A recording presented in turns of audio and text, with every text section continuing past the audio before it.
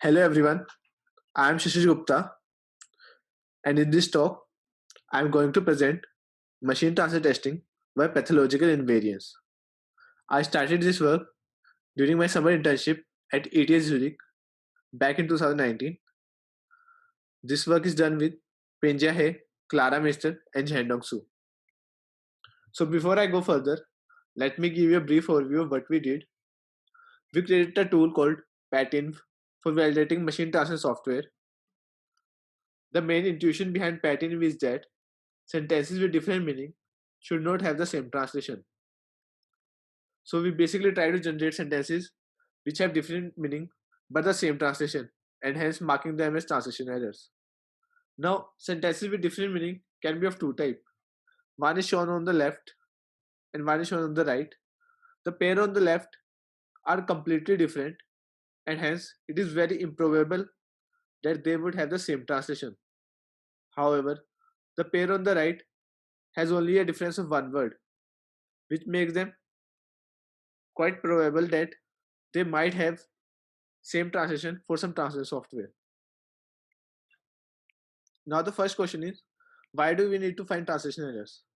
Well, translation software are being used in our day-to-day lives, and some of us may have also seen some translation errors while using them. For example, here's a translation error which is even detected by Patin. This is for English to Hindi in Google Translate. In English, when we translate, I had a story to tell and I wanted to finish it, Draper says, to Hindi. Then the translation meaning is, I had a story to tell and I wanted to finish it. And hence the phrase Draper says is missing in the translation. There are many more such translation errors. Some of them have also led to some serious issues. For example, in South Korean Winter Olympic Games, Norway Winter Olympic team ordered 15,000 eggs instead of 1500 because of mistake by Google Translate. They wanted to order 1500 eggs from some local store, and they turned to Google Translate to translate 1500 into Korean. But due to translation error, it got translated into 15,000, and hence you can see in the picture that there is a 15,000 x. This led to a lot of embarrassment at that time, and many more. For example, Palestinian man was arrested by police after posting good morning in Arabic on Facebook, which was wrongly translated to attack them. Israel Eurovision winner Neta was called a real cow by Prime Minister due to translation failure. So now we understood the need for detecting translation errors, and our tool Patin helps detect some of them. So let's see the overview of Patin. Patin carries out in the four steps: generating syntactically similar sentences, filtering by syntactic and semantic information, collecting target sentences, detecting translation errors. Let's see the overview of Patin in a bit more detail using example. We also want to tell you that pattern is further divided into patterns replace and pattern remove. This is based on how we generate syntactically similar sentences, which is the first step. For example, here they are doing something completely different. Is we generate syntactically similar sentences by replacing the word completely with around slightly together. This is done by pattern replace, and we also remove words and phrases. For example, we removed completely, and we also removed completely different. This is done by pattern remove. After that, we filter by syntactic and semantic information. So we filter those cases which have same meaning as the original sentence, and also those sentences which were syntactically or semantically incorrect. After that, we collect target sentences by feeding them into the translation software under test. And after that, we detect translation errors by just simply comparing the translation of the original sentence with the generated sentence. If they are same, we mark them as suspicious issues. Now let's study the pattern when replace in more detail. We use BERT to generate syntactically similar sentences. Filtering is done in three steps here: filtering out synonyms, filtering by constituency structure, and filtering by sentence embeddings, which is kind of an optional step. So, BERT to generate syntactically similar sentences. So, BERT is a mass language model in which we mass a word in the sentence and ask BERT for suggestions of to replace that word given the context of the sentence. For example, in this diagram, there is the sentence, "My dog is hairy." Here we mask the word hairy. After that, we feed this sentence into BERT. After that, BERT suggests a lot of words which fit in this context, such as friendly, smelly, etc., and also gives a confidence score. We sort these words as per their confidence score and select the top 50 suggestions given by BERT. Also, we didn't put up analytical stop words here because they are usually meaningless words, and perturbing them were usually creating syntactically and semantically incorrect sentences. So why use BERT? Well, when we started our work back in 2019, it was a state-of-the-art embedding technique. It predicts word for a mask in the sentence, which is basically needed to generate syntactically similar sentences. It is trained on a huge database of book corpus and English Wikipedia. The first filtering step is filtering of synonyms. Now the words predicted by BERT can be synonyms to the original word, and we wanted to generate sentences which had different meaning and hence needed to remove these synonymous words. We used Words API and Census.com dictionary to check for synonyms. Consider the case, he's a good guy, he's a nice guy.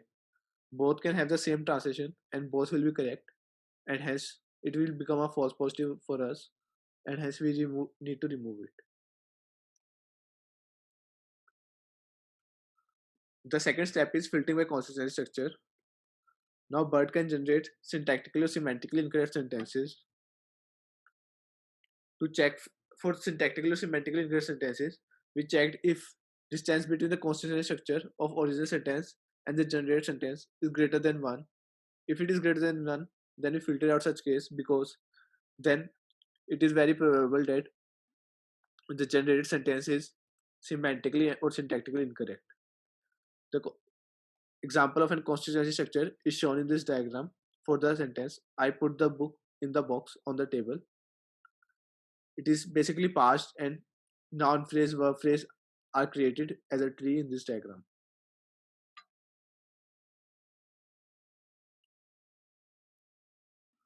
Consider the case, they are doing something completely different, they are doing something around different. This is removed using by comparing this constituency structure, and perhaps the second sentence, they are doing something around different, is semantically wrong. The last filtering step is filtering by sentence embeddings. Here we generate the embeddings of the sentence and take the vector distance to calculate their similarity. Here we used universal sentence encoder to generate the embeddings. Here we set a threshold, and if the similarity is greater than a threshold, then we filter out such cases. Now the threshold can be varied as per the precision recall requirements, because as you increase the threshold, precision decreases and recall increases. Also, this is an optional step, as if someone wants 100% recall, he or she don't need to do this step. Consider the case, Nielsen said the most serious cyber threats are those aimed at the heart of democracy. Now, if aimed is replaced by post, they would have the same meaning and both are syntactically and semantically correct too. This case can be removed using sentence embeddings because these two sentences have a very high similarity by when we take the vector distance between them. Coming to the second subtool, pattern remove. Here we identified and removed meaningful phrases and words from the sentence. We found a high correlation between small words and phrases which had a character length of less than or equals to 6 with the false positives, and hence we did not remove small words which had length, small words or phrases which have length less than or equals to 6. Now the how we identify meaningful phrases and words. We selected all the words in the sentence except it analytical stop words. We used Stanford's Core NLP parser to identify phrases. We identified all noun phrases, verb phrase, prepositional phrase, and adverb phrase as candidates for removal. And removing them, we generated new sentences which were syntactically similar to the original sentence. The third step of pattern is collecting target sentences. Here we evaluated Google Translate and Bing Microsoft Translator. We used two language translation settings, English to Chinese and English to Hindi. The last step of pattern is detecting translation errors. Here we compare the translation of the generated sentence with the original sentence, and if they are the same, then we mark them as a suspicious issue. Now coming to the results of pattern replace. Here precision means that number of errors detected after all the filtering steps upon total number of suspicious issues found. Here recall means total number of errors detected after the third filtering step divided by total number of errors before the third filtering step. Here we choose such threshold which gives us the best F1 score.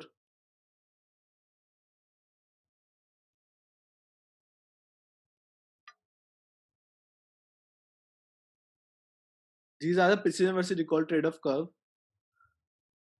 We can see that as we increase the threshold, precision decreases and recall increases. We also observe in the second graph that precision first decreases, then increases. This is due to syntactically or semantically incorrect sentences because they would be having low similarity with the original sentence. However, since they are syntactically semantically wrong, we mark them as false positive. Now, here we compare our results with the existing state of the art, which are SIT and Transrepair. Here we see that in Google Translate, we got better precision with more number of errors found.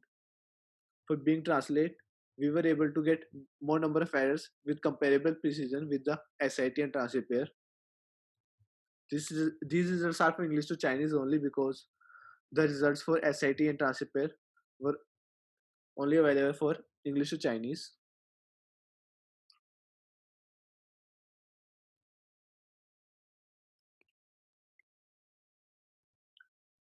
Here we also found out that the errors detected by pattern were not detected by Transrepair or SIT, and hence our approach complements the existing state-of-the-art approaches.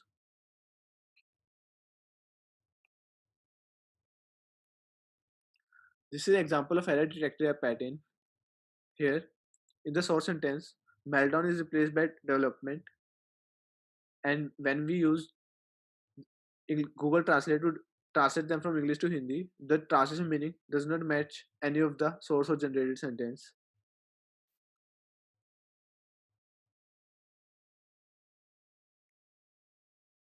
This is another error found by pattern. Here we remove the phrase draper from the original sentence, and when we translated it to English to Hindi, the translation meaning did not have the phrase draper says, and hence it is a translation error. This is a translation error for English to Chinese. Here we removed European from the source sentence to generate a new sentence, and when we saw the translation meaning, European was there in the translation, and hence in the newly generated sentence, the translation Google Translate automatically added European in this sentence. This is an example of false positive generated by pattern replace. Here, take is replaced by allow, but this does not change the meaning of the sentence, original and generated sentence, and hence having same translation is okay for both of them. So this is a false positive for us. This is an example syntactically semantically wrong sentence generated by pattern replace. Here in the source sentence, left is replaced by leaves, and hence they leaves out is a phrase which is obviously syntactically wrong in the generated sentence. This is an example of false negative generated by pattern replace. Here, in the show sentence, show is replaced by think, which makes them with different meanings, but universal sentence encoder embeddings, when calculate the vector distance, give very high similarity between them, and hence they become false negative for us.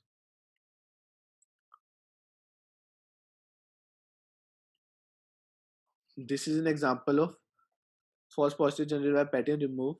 Here, important is removed from the original sentence, and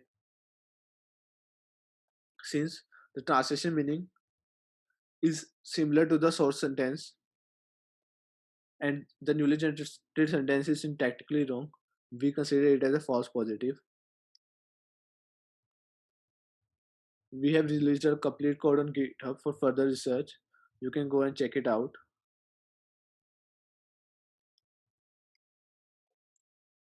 To summarize, we first find out why when we need to find translation errors. After that, we gave an overview of pattern and also told about two subtools, pattern replace and pattern remove.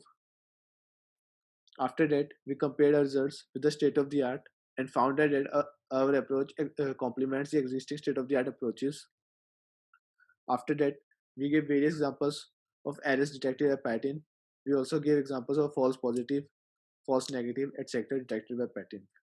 Hope you enjoyed the talk. Thank you.